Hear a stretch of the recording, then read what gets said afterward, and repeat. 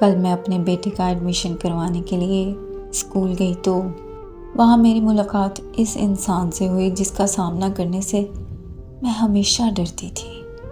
اس کا نام علی راجہ تھا اور ہم دونوں انٹرمیڈیٹ کے طالب علم تھے اور ایک ساتھ ایک ہی کلاس میں پڑھتے تھے۔ ہم ایک دوسرے سے بہت محبت کرتے تھے، مگر قسمت نے ہمیں الگ کر دیا اور تب میں کچھ نہ کر سکی۔ جب علی گریجویشن کے لیے امریکہ جا رہا تھا تو میں نے اس سے پوچھا کہ کیا تم واپس آؤ گے اور واپس آ کر مجھ سے شادی کرو گے؟ تو اس نے کہا کہ میں ضرور واپس آ کر تم سے شادی کروں گا۔ میں نے کہا نہیں، ایسے نہیں، تم مجھ سے وعدہ کرو کہ تم واپس آ کر مجھ سے شادی کرو گے۔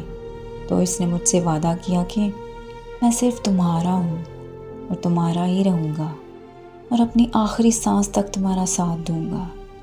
مجھے بس ایک چیز کا ڈر تھا کہ وہ وہاں جا کر بدل جائے گا، مگر قسمت نے ایسا کھیل کھیلا کہ وہ نہیں بدلا، اس کی جگہ میں بدل گئی۔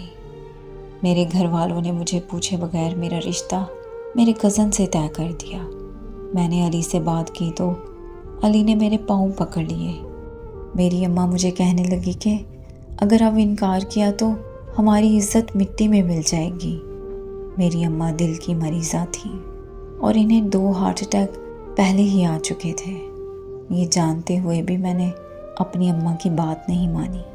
میری وجہ سے گھر میں اتنی لڑائی پڑی کہ میری اماں کو دوبارہ سے ہارٹ اٹیک ہو گیا اور ہاسپٹل پہنچنے سے پہلے ہی میری اماں انتقال کر گئیں۔ یہ سب ہوتا دیکھ کر میں بے ہوش ہو گئی، کیونکہ یہ سب کچھ میری وجہ سے ہو رہا تھا۔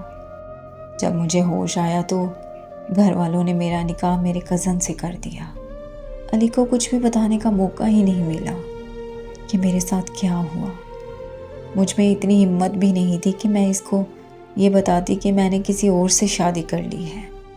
اس سب کے بعد میں نے علی سے کوئی رابطہ نہیں کیا، نہ ہی اس نے مجھ سے کبھی رابطہ کیا۔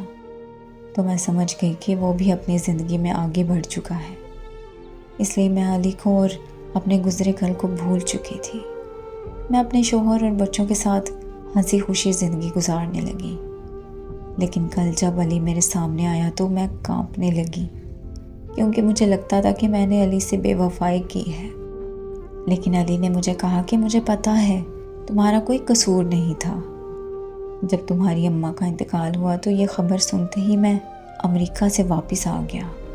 واپس آ کر جب تمہاری اماں کے انتقال کی وجہ پتہ چلی اور تمہاری حالت دیکھ کر میں چپ چاپ ہو گیا۔ تب میں سمجھ گیا تھا کہ ہمارا ملن قسمت میں نہیں تھا۔ پھر وہ مجھے کہنے لگا کہ جو تمہارے ساتھ ہوا اللہ کسی دشمن کے ساتھ بھی نہ کرے۔ میں یہ جانتا ہوں کہ تم نے میرے ساتھ بے وفائی نہیں کی اور نہ ہی تم میری مجرم ہو، تو پلیز مجھ سے معافی نہ مانگو اور یہ سب کر کے مجھے شرمندہ نہ کرو۔ علی کی باتوں نے میرے دل کا بوجھ کافی حد تک ہلکا کر دیا تھا۔ پھر میں نے علی سے پوچھا کہ تم کیا کر رہے ہو؟ تو اس نے بتایا کہ میں یہاں بچوں کو پڑھاتا ہوں۔ پھر میں نے اس سے پوچھا کہ کیا تم نے شادی کر لی؟ تو مسکراتے ہوئے کہنے لگا کہ میں نے کسی سے وعدہ کیا تھا کہ میں اس کا ہوں اور آخری سانس تک اس کا رہوں گا۔ پھر میں دوبارہ اسکول گئی تو پتہ چلا کہ وہ یہاں سے چلا گیا ہے۔ اب وہ کہاں ہے اور کیسا ہے کسی کو کوئی خبر نہیں۔ میری دعا ہے کہ وہ جہاں بھی رہے خوش رہے اور ہمیشہ سلامت رہے۔